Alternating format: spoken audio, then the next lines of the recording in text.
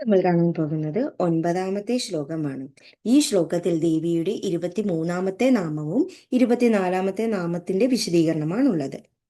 പത്മരാഗശിലാദർശ പരിഭാവിക പോലഭൂഹു നവവിദ്രുമ ബിംബശ്രീ നക്കാരിരതനച്ഛത.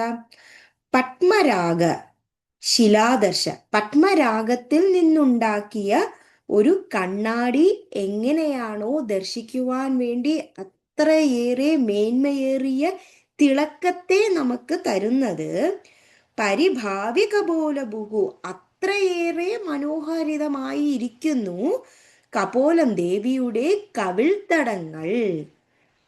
നവ വിദ്രുമ ബിംബശ്രീ, നവ പുതിയതായിട്ട്, വിദ്രുമ ബിംബശ്രീ ഇങ്ങനെ ഉണ്ടായിരിക്കുന്ന ആ ഒരു ചിപ്പി ഒരു സമുദ്രത്തിൽ എങ്ങനെയാണോ കാണപ്പെടുന്നത് അതുപോലെ ഇരിക്കുന്നു ശ്രീ ആ ദേവിയുടെ ഞക്കാരി രതനച്ചത, ആ ദേവിയുടെ അധരങ്ങൾ അത്രയും മനോഹാരിതയായിട്ടിരിക്കുന്നു.